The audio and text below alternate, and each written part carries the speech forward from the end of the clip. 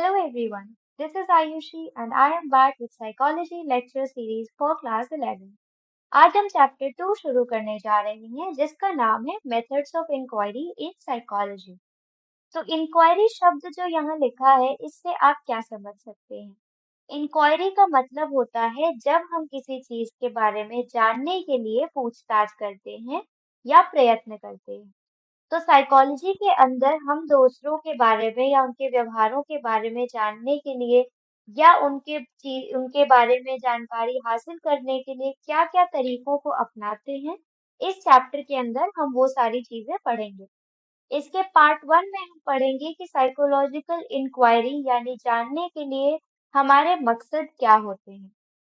So first of all है goals of psychological inquiry यानी कि एक साइकोलॉजिकल इंक्वायरी के लिए हमारे दिमाग में क्या-क्या मकसद होते हैं। पहला होता है डिस्क्रिप्शन। डिस्क्रिप्शन का मतलब होता है कि हम जब भी कोई स्टडी करते हैं या किसी चीज के बारे में जानने की कोशिश करते हैं, तो हम ये कोशिश करते हैं कि हम किसी व्यवहार को अच्छे से बता पाएं कि वो क्या है। ये हमें एक व्यवहार को दूसरे व्यवहार से भेद करने में या अंतर करने में मदद करता है। फॉर एग्जाम्पल, अगर एक रिसर्चर है, उसको ये जानना है कि स्टूडेंट्स के अंदर क्या-क्या पढ़ाई से रिलेटेड हैबिट्स होती हैं, तो वो उन स्टूडेंट्स के कई व्यवहारों को देखेगा और उनको डिस्क्राइब करने की यानी कि बताने की कोशिश करेगा। डिस्क्रिप्शन में हमें व्यवहारों को रिकॉर्ड करने की ज़रूरत पड़ती है, जिसकी वजह से हम चीज़ों को समझ सकते हैं। सेकंड गोल होता है प्रिडिक्शन। प्रिडिक्शन का मतलब होता है जब हम किसी व्यवहार को प्रेडिक्ट करते हैं, यानी कि हम किसी व्यवहार को बताते हैं कि ये फ्यूचर में इस प्रकार से होने वाला है। हम प्रिडिक्शन करते हैं। तो जब हम किसी भी व्यवहार को समझ जाते हैं, डिस्क्राइब कर लेते हैं डिस्क्रिप्शन के द्वारा, तो हम उस व्यवहार को प्रेडिक्ट कर सकते हैं कि फ्यूचर में वो कैसा व्यवहार होगा। इसके बाद हम उस व्यवहार को फोरकास्ट भी कर सकते हैं, यानी कि हम ये बता सकते हैं जैसे कि वेदर फोरकास्टिंग होती है। तो वेदर फोरकास्टिंग रिपोर्ट से हमें ये पता चलता है कि कल मौसम कैसा रहने वाला है। उसी प्रकार से हम जब साइकोलॉजी में बिहेवियर को फोरकास्ट करते हैं, तो हमें ये पता चलता है कि आने वाले समय में व्यवहार कैसा हो सकता है, उसकी क्या-क्या संभावनाएं हैं। फॉर एग्जाम्पल, एक स्टडी करने के बाद हमें ये पता चला कि बच्चों के पढ़ने का समय उनके सक्सेस रेट से मेल खाता है, यानी कि जितना ज्यादा बच्चे पढ़ेंगे, उतना ज्यादा वो सक्सेसफुल होंगे। थर्ड गोल जो होता है वो होता है एक्सप्लेनेशन। एक्सप्लेनेशन यानी व्हाई, क्या, क्यों। थर्ड गोल जो होता है वो ये बताता है कि कोई भी व्यवहार क्यों हो रहा है, उसके क्या कॉजेज हैं, क्या कारण है। साइकोलॉजिस्ट जो है वो इन फैक्टर्स को पढ़ने के लिए हमेशा उत्तेजित रहते हैं कि क्या व्यवहार हो रहा है और कौन सा व्यवहार नहीं हो रहा है। फॉर एग्जाम्पल, साइकोलॉजिस्ट जो है वो ये पढ़ते हैं कि कुछ बच्चे क्लास में अटेंटिव क्यों हैं और कुछ बच्चे क्लास में अटेंटिव क्यों नहीं हैं। ये जो गोल होता है वो बेसिकली इन चीजों पर ध्यान देता है कि व्यवहार होने से पहले क्या चीजें हैं और उन चीजों की वजह से क्या व्यवहार उत्पन्न हो रहा है। फॉर एग्जाम्पल, अगर बच्चे को भूख लगी है तो वो खाना खाएगा, यानी कि खाना खाने से पहले का होता है भूख लगना। भूख लगने की वजह से ही इंसान खाना खाता है, तो खाना खाने का जो एक्सप्लेनेशन होगा वो होगा भूख लगना। नेक्स्ट है कंट्रोल। कंट्रोल का मतलब है हम किसी व्यवहार को कितना सीमित कर सकते हैं या कितना बदल सकते हैं। जब हमें ये पता चल जाता है कि एक व्यवहार क्यों होता है, तब हम उसको कंट्रोल भी कर सकते हैं ताकि हम उसको बेहतर कर सकें। कंट्रोल करने का 3 मकसद होता है। पहला होता है किसी व्यवहार को होने देना, दूसरा किसी व्यवहार को कम करना और तीसरा किसी व्यवहार को बढ़ाना। लास्ट जो गोल होता है वो होता है साइंटिफिक इंक्वायरी का, कि लोगों की जिंदगी में पॉजिटिव चेंजेस या अच्छे बदलाव लाना। हम कोई भी साइकोलॉजिकल रिसर्च करते हैं, तो उसमें हम प्रॉब्लम्स को देखते हैं और उनको सॉल्व करने की कोशिश करते हैं। फॉर एग्जाम्पल, अगर हमें प्रॉब्लम पता चली है स्ट्रेस, तो हम उसका सॉल्यूशन देखेंगे रिसर्च स्टडी के द्वारा और हम ये जानेंगे कि योगा और मेडिटेशन के द्वारा स्ट्रेस को कम किया जा सकता है, तो हम उसको लोगों की जिंदगी में अप्लाई करेंगे ताकि उनकी जिंदगी बेहतर हो सके। नेक्स्ट है steps in conducting scientific research, यानी जब भी हम कोई रिसर्च करते हैं तो उसमें हम किन किन स्टेजेस से गुजरते हैं या हमें क्या क्या चीजें करनी पड़ती हैं। साइंटिफिक जो भी रिसर्च हम करते हैं वो पहला ऑब्जेक्टिव होना चाहिए, दूसरा सिस्टमैटिक होना चाहिए और तीसरा टेस्टेबल होना चाहिए। ऑब्जेक्टिविटी का मतलब होता है यदि एक टेस्ट दो साइकोलॉजिस्ट कर रहे होते हैं तो उन दोनों के कंक्लूजन्स लगभग सेम आने चाहिए।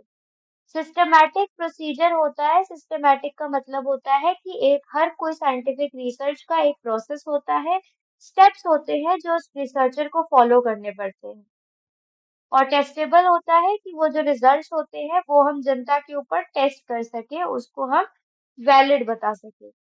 तो सिस्टमैटिक प्रोसीजर के अंदर कुछ स्टेप्स आते हैं जिनको हमें रिसर्च करने में ध्यान देना चाहिए। पहला होता है कंसेप्चुअलाइजिंग अ प्रॉब्लम, यानी कि सबसे पहले साइकोलॉजिस्ट को प्रॉब्लम देखनी पड़ेगी या टॉपिक देखना पड़ेगा कि उसको किस चीज के ऊपर स्टडी करनी है।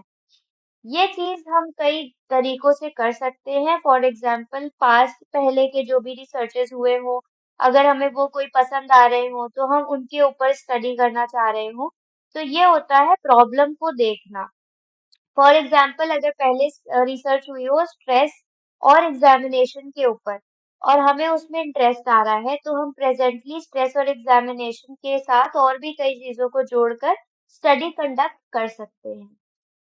बहुत सारी प्रॉब्लम साइकोलॉजिकल रिसर्च के अंदर देखी जा सकती है। पहला है अंडरस्टैंडिंग आवर ओन बिहेवियर, यानी हम अपने व्यवहारों को जानने की कोशिश करते हैं। अंडरस्टैंडिंग अदर इंडिविजुअल्स बिहेवियर, यानी हम दूसरों के व्यवहारों को समझने की कोशिश करते हैं।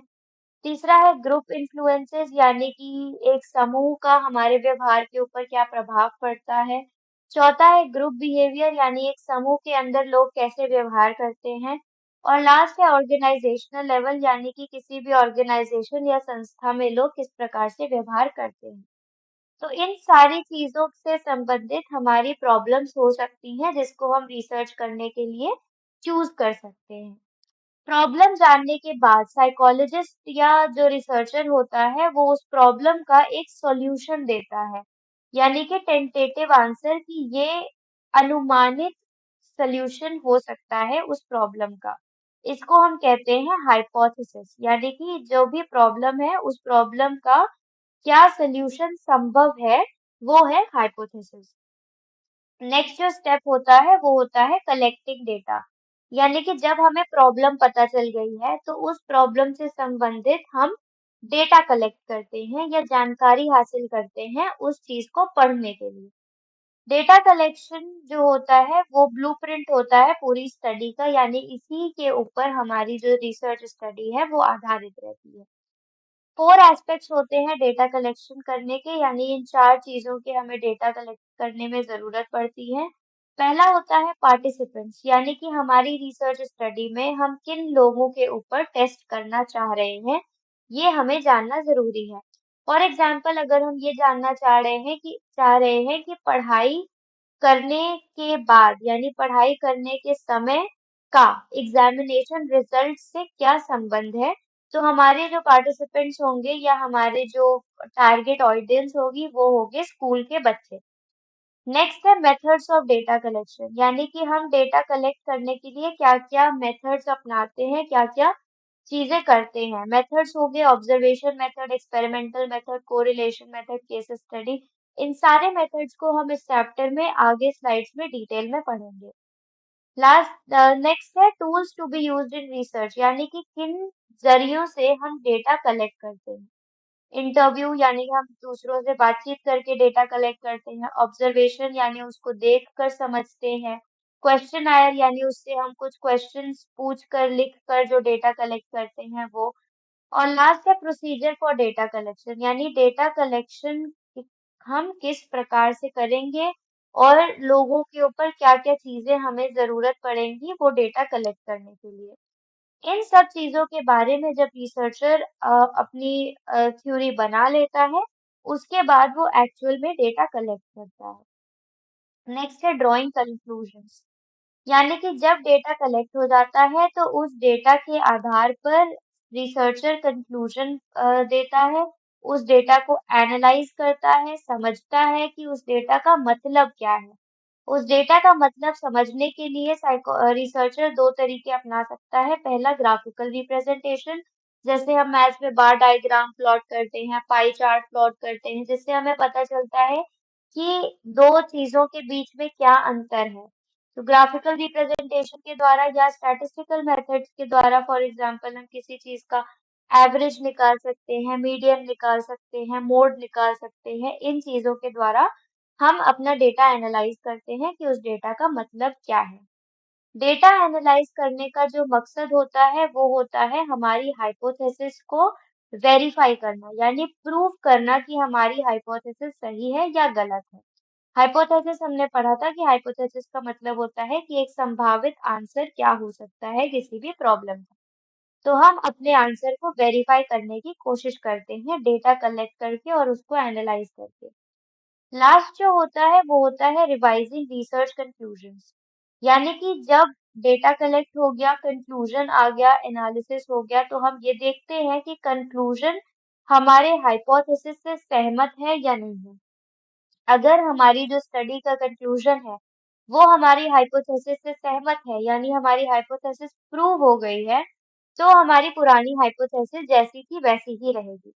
लेकिन अगर हमारा कंक्लूजन हमारी हाइपोथेसिस को रिजेक्ट करता है, यानी कि वो सेम नहीं होता है, तो रिसर्चर दोबारा से हाइपोथेसिस देगा या और उस हाइपोथेसिस के ऊपर फिर से डेटा कलेक्ट करेगा और फिर से कंक्लूजन देगा, ताकि वो हाइपोथेसिस और कंक्लूजन बराबर आ सके। इसीलिए कहा जाता है कि एक रिसर्च जो है वो कॉन्टिन्यूअस प्रोसेस है, यानी कि जब तक हमारा हाइपोथेसिस वेरीफाई नहीं हो जाएगा तब तक हमारा रिसर्च कंटिन्यू रहेगा। नेक्स्ट है ऑल्टरनेटिव पैराडाइम्स ऑफ रिसर्च। यानी कि अभी हमने देख लिया कि रिसर्च के अंदर हम व्यवहारों को जानने के लिए डेटा कलेक्ट करते हैं, डेटे को पढ़ते हैं, उसको एनालाइज करते हैं, फिर उस पे कंक्लूजन बनाते हैं।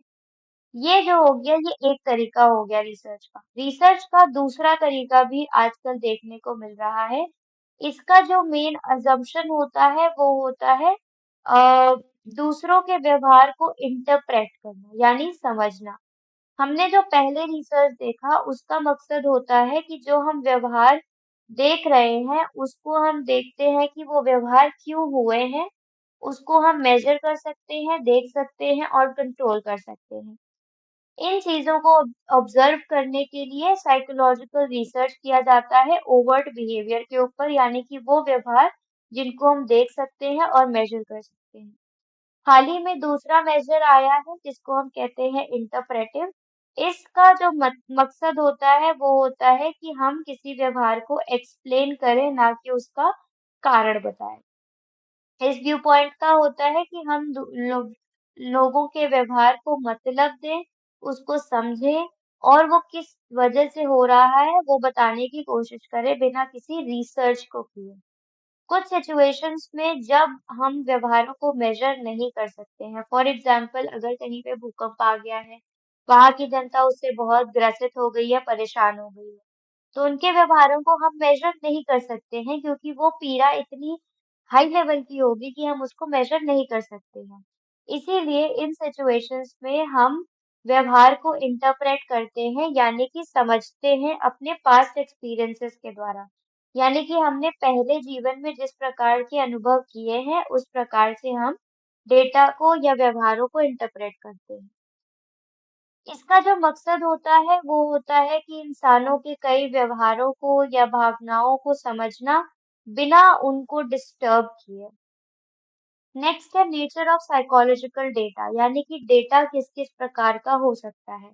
साइकोलॉजिस्ट जो होते हैं वो रिसर्च स्टडी करने के लिए कई प्रकार की जानकारी हासिल करते हैं कई जगहों से। ये जो इंफॉर्मेशन होती है इसको हम कहते हैं डेटा। ये इंसानों के कोवर्ट या ओवर्ट बिहेवियर को मेजर करता है। कोवर्ट यानी कि जो व्यवहार हम देख नहीं सकते और ओवर्ट यानी जो व्यवहार हम देख सकते हैं। डेटा कलेक्शन के जो मेथड होते हैं, यानी जिस प्रकार से हम डेटा ले रहे हैं और जो जो इंसान डेटा दे रहा है, उन दोनों की वजह से हमारे डेटा की क्वालिटी प्रभावित हो सकती है। हमारे डेटा के ऊपर हमें इन्फेरेंसेस बनाने पड़ेंगे, यानी हम उसे देखेंगे, समझेंगे ताकि हम उस डेटा को मतलब दे सकें। अलग-अलग प्रकार के जो डेटा साइकोलॉजी में कंडक्ट करते हैं या लोग कलेक्ट करते हैं, वो यहाँ पे दिए गए हैं। पहला है डेमोग्राफिक डेटा। डेमोग्राफिक डेटा का मतलब होता है पर्सनल इंफॉर्मेशन, जैसे कि नाम, एज, जेंडर, बर्थ, कितने भाई-बहन हैं, कितनी एजुकेशन है, आप क्या काम कर रहे हो। नेक्स्ट है फिजिकल इंफॉर्मेशन। फिजिकल इंफॉर्मेशन में हम ऐसी जानकारी इकट्ठा करते हैं जो हमें बताती है कि इंसान किस परिस्थितियों में रहता है, किस जगह पे रहता है, वो अपना पैसे कैसे कमाता है, वो किस घर में रहता है, उसके घर के रूम्स के साइज क्या हैं, उसके घर में क्या-क्या फैसिलिटीज हैं, ये सब चीजें हम फिजिकल इंफॉर्मेशन में देखते हैं। नेक्स्ट है फिजियोलॉजिकल डेटा। फिजियोलॉजिकल डेटा में हम इंसान की कुछ फिजिकल यानी शारीरिक चीजों पर ध्यान देते हैं, जैसे उसकी हाइट, वेट, उसके हार्ट का क्या रेट है, उसके ब्रेन में क्या-क्या चीजें हो रही हैं, उसके ब्लड का, उसके ऑक्सीजन का क्या लेवल है उसके शरीर के अंदर। कुछ-कुछ रिसर्च स्टडी में हमें फिजियोलॉजिकल डेटा की जरूरत पड़ती है और कुछ-कुछ स्टडी में नहीं पड़ती है। लास्ट है साइकोलॉजिकल इंफॉर्मेशन, यानी कि इंसान के दिमाग की क्या स्थिति है, वो हम साइकोलॉजिकल इंफॉर्मेशन में जानते हैं, जैसे कि इंसान की बुद्धि कितनी है, उसका व्यक्तित्व कैसा है, उसका किन चीजों में इंटरेस्ट है, वैल्यूज, क्रिएटिविटी, भावना, प्रेरणा, और उसको कोई प्रकार का मानसिक बीमारी है या नहीं है, और भी कई चीजें जो उनके उसके दिमाग से संबंधित होती हैं। इस टॉपिक से रिलेटेड अगर आपको कोई भी डाउट्स या क्वेरीज हैं तो आप अपने क्वेश्चंस कमेंट सेक्शन में पूछ सकते हैं। साइकोलॉजी से रिलेटेड ऐसी ही एजुकेशनल वीडियोस के लिए गुरुकुल चैनल को सब्सक्राइब करना ना भूलें।